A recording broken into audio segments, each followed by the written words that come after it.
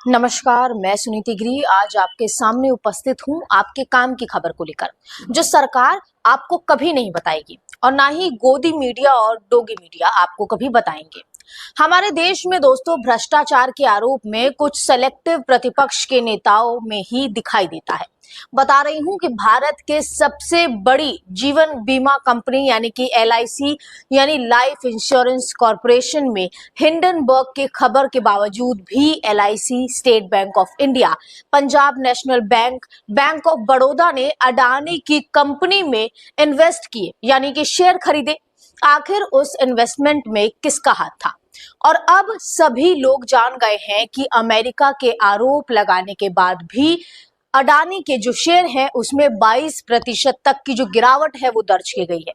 और उसका परिणाम ये हुआ दोस्तों कि LIC यानी कि जिंदगी के साथ भी और जिंदगी के बाद भी उसका यानी कि LIC का 9,000 करोड़ का घाटा लग गया।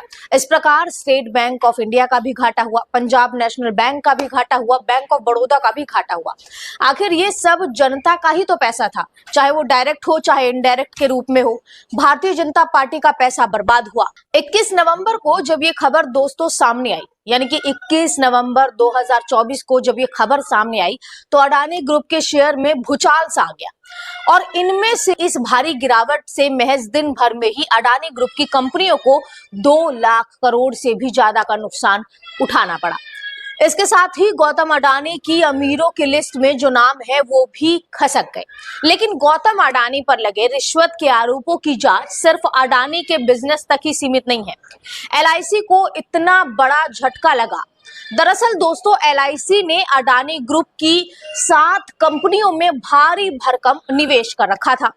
लिवमिंट की रिपोर्ट बताती है दोस्तों यानी कि उसकी रिपोर्ट के अनुसार शेयर होल्डिंग पैटर्न के मुताबिक सितंबर 2024 के आखिरी तक LIC के पास अडानी ग्रुप की कम से कम 7 कंपनियों में अच्छा खासा पैसा लगा हुआ था। यानी कि इन 7 कंपनियों के नाम है Adani enterprises, Adani ports, Adani green energy, Adani energy solution, Adani total gas, ACC और अंबुजा सीमेंट। जैसे ही अमेरिका से गौतम अडानी और उसके भतीजे सागर अडानी समेत 7 लोगों पर कथित रिश्वतखोरी के आरोप जब लगे दोस्तों, उसके बाद 21 नवंबर को भारत के शेयर मार्केट खुलते ही अडानी ग्रुप की कंपनियों में निवेश करने वाले निवेशकों में भगदड़ का माहौल दिखने लग गया। इससे अडानी के शहरों में यानी कि शेयर में भारी गिरावट आई और कारोबार के दौरान ग्रुप जो अडानी ग्रुप है उसकी कंपनियों के शेयरों में 23% तक भारी गिरावट जो है वो देखने को मिली। इसी वजह से LIC को भी भारी नुकसान देखना पड़ा। शेयर मार्केट के आंकड़ों के अनुसार दोस्तों जब हम बात करते हैं तो अडानी कंपनियों में किया गया निवेश लगभग 8,720 करोड़ घट गया और जब नुकसान करोड़ों में हुआ तो पता चला कि LIC ने अडानी ग्रुप की कंपनियों में अच्छा खासा पैसा, एक अच्छी खासी रकम लगा कर रखी थी। आप जानते हैं कि अडानी की 7 कंपनियों में सबसे ज्यादा किसने झटका दिया? लिवमिंट की रिपोर्ट के अनुसार दोस्तों अडानी पोर्ट्स ने AE को सबसे ज्यादा चपत लगाई है। दरअसल दोस्तों जब हम बात करते हैं आंकड़ों की तो आंकड़ों के मुताबिक 30 सितंबर 2024 को LIC की अडानी पोर्ट्स में 7.86 पर हिस्सेदारी थी। इसी तरह अडानी ग्रुप की फ्लैगशिप कंपनी अडानी इंटरप्राइजेस में आई भारी गिरावट से LIC को करीब 9,000 करोड़ का नुकसान हुआ। अडानी ग्रुप की एक और कंपनी जिसके चलते LIC को भारी झटका लगा वो थी अंबुजा सीमेंट। अंबुजा सीमेंट इस कंपनी में दोस्तों लगभग 822 करोड़ 34 लाख गंवाने पड़े। बावजूद इसके अडानी टोटल गैस में LIC को करीब 4,483 करोड़ का लॉस हुआ। अडानी एनर्जी सॉल्यूशन में LIC को शेयर होल्डिंग का मूल्य 716 करोड़ 50 लाख का घट गया। साथ ही जिस कंपनी को लेकर अमेरिका में अडानी पर रिश्वतखोरी के आरोप लगाए गए थे यानी कि अडानी ग्रीन एनर्जी, उसमें LIC की करीब 1.36 पर हिस्सेदारी थी। इस कंपनी के शेयरों में आई जोरदार गिरावट के चलते दोस्तों LIC को करीब 5,572 करोड़ का भारी नुकसान हुआ। जबकि अडानी ग्रुप की सीमेंट कंपनी के शेयर टूटने से LIC का इस कंपनी में किया गया निवेश मूल्य करीबन 1,191 घट गया। हालांकि शेयर मार्केट में लॉस होता है क्योंकि जब बाजार में तेजी लौटती है तो शेयरों का जो भाव है और कंपनियों की जो मार्केट वैल्यू है वो भी बढ़ जाती है।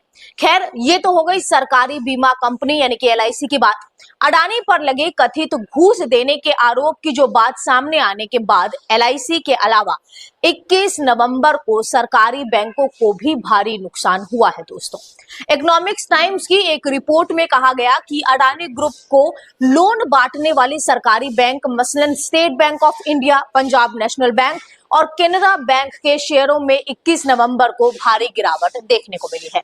इन बैंकों के शेयर 5% तक गिर गए। गुरुवार को यानी कि 21 नवंबर को निफ्टी यानी कि PSU बैंक इंडेक्स 2.7 तक नीचे आ गया। पंजाब नेशनल बैंक के शेयर 4.5 जबकि बैंक ऑफ बड़ौदा के 3.7 पर गिरकर बंद हुए।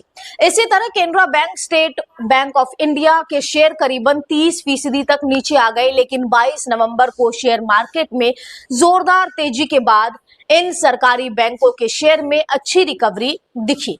उदाहरण के लिए शुक्रवार को SBI का जो शेयर है करीबन 45 पर ऊपर जाकर बंद हो गया।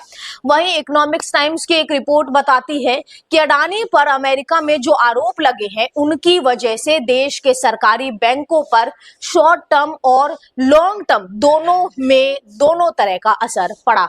अगर ये खबर आपको अच्छी लगी हो दोस्तों तो इस चैनल को सब्सक्राइब कीजिए, वीडियो को अधिक से अधिक शेयर कीजिए और जाते जाते हमें कमेंट बॉक्स में जरूर बताइए कि ये वीडियो आपको कैसी लगी। तब तक के लिए मिलते हैं एक नई वीडियो के साथ, तब तक के लिए नमस्कार।